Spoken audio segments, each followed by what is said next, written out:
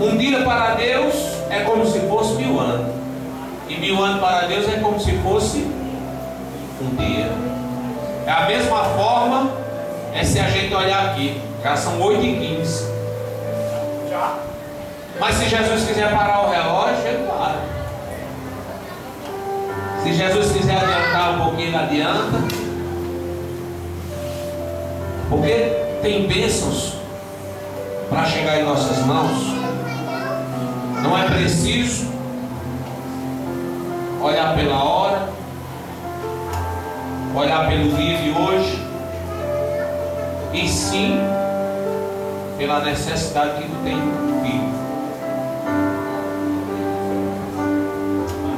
Nessa noite eu vou te dizer uma coisa. Eu estou sentindo algo muito diferente.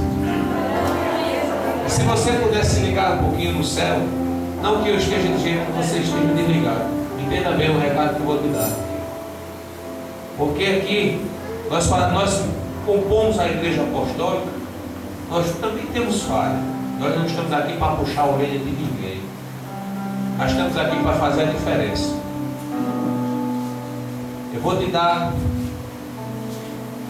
2 motivos para você estar aí se ligando um pouquinho mais no céu. 1, pelo fato de você ter se levantado hoje. Você acha que você se levantou porque você quis? 2, pelo fato de você ter chegado até aqui sem Satanás te impedir.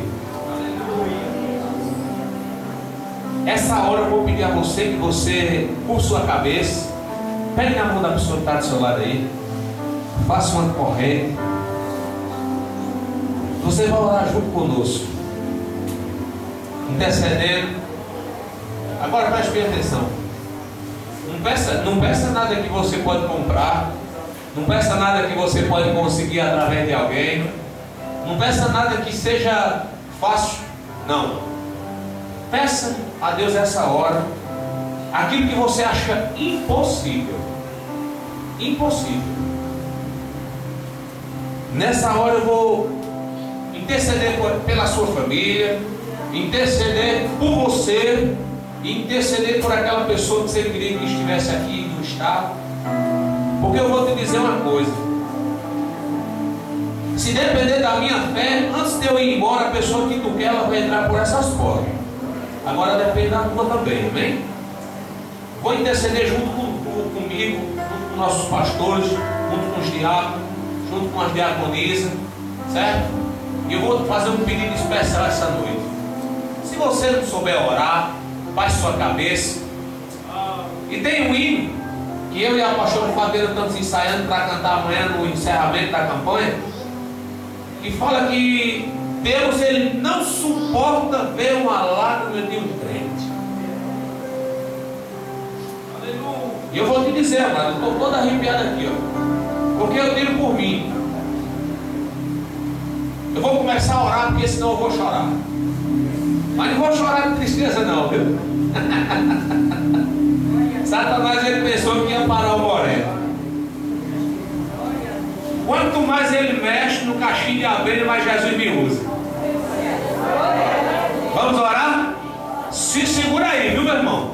Porque se Jesus não voltar agora, vai glorificando aí. Soberano e eterno Deus, Pai da eternidade, te damos graças, Pai querido e amado e bendito, e que nessa hora, Pai, traz teu Espírito Santo para cada coração que está aqui. Eu te peço, Pai, dá uma ordem celestial aos teus anjos, para que no momento que o teu Espírito Santo entra nessa igreja, o milagre comece a acontecer. Pai, eu te peço agora, Pai, neste momento, toca naquele canto que eu não posso tocar, vai de encontro onde eu não posso ir, meu Pai, e te peço também, meu Pai, entra na casa dessas pessoas que entraram por aqui, porque eles vieram te pedir uma resposta, e essa resposta, antes de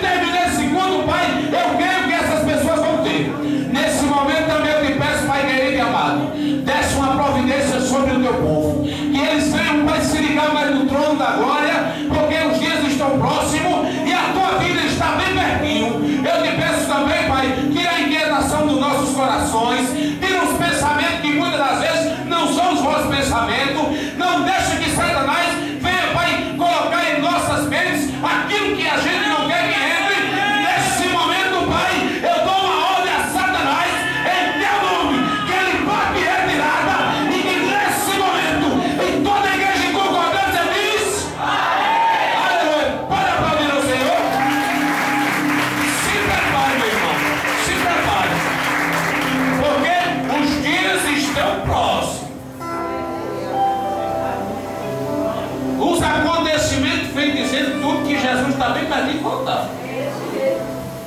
E eu não quero ficar aqui não. Eu não vou te dizer por quê. A segunda volta, meu irmão, vai ter gente que vai desejar a morte e não vai ter. Para que a gente não possa ficar, vou te dar um exemplo.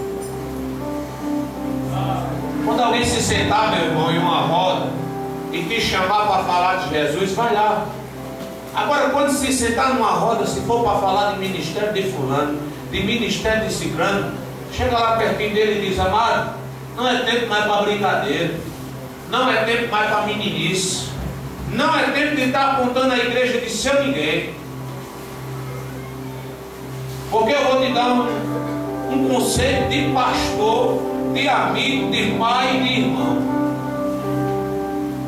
Tem tanta coisa que a gente não é abençoado porque a gente abre a boca para falar besteira. Mas você não sabe qual foi minha mágoa. Você não sabe. Ele pisou no meu pé, deu vontade de dar um murro. Estava jogando bola, deu um carrinho em mim, eu nunca dei um carrinho dele. Estava estendendo uma roupa lá, ela estava olhando a circunstância. Se for igual a toalha lá de casa, que não é igual essa aqui, que essa aqui está nova, a minha tem um furo. Estava estendendo a toalha, o irmão dizendo: Pia, é crente com a toalha furada. E eu bem contente. Outro exemplo. Se a gente tiver 5% da sabedoria de Jó, a gente vai conseguir tudo em triplo. Deus vai te abençoar 3 vezes mais daquilo que tu tem. Agora, para que isso aconteça, é necessário o quê? Ser doido. Doido por Jesus. Miguel, ele botou um atestado na empresa lá, e o patrão dele está aí, eu acho que está vindo para despedir ele. Já despediu. E Miguel está rindo ali. É mais um doido. Tem um time aí, que é um time meio nojento, que chama-se o Corinthians. Tem uma torcida que diz: aqui tem um bando de louco, mas é louco por ti, Corinthians. Eu quero que você dê um glória a Deus bem grande quando eu dizer um negócio. Você vai levantar a sua mão agora, levanta a sua mão, a sua direita. Diga: aqui tem um bando de louco, louco por ti, Jesus. Porque nós somos doidos por Ele. É as pessoas dizendo que nós não somos e a gente somos. É as pessoas dizendo que a gente não tem e a gente tem. Está desempregado. Eu só vi um comentário no ponto de mototáxi. Está desempregado, e agora como vai ser? Agora vai ser diferente. Sabe por quê? Porque tem que ter mais tempo para a obra de Deus. Tem coisas que Deus puxa o tapete, que é para você, quando chegar lá na frente, não cair no buraco. Porque se o tapete tivesse, olha, tu chegava aí, caía. Sabe por quê? Porque o tapete está tapando o buraco. Esses últimos dias aí está complicado. Amém? Quero chamar o cantor Roberto, ele vai louvar o menino em nome de Jesus. Desembarca o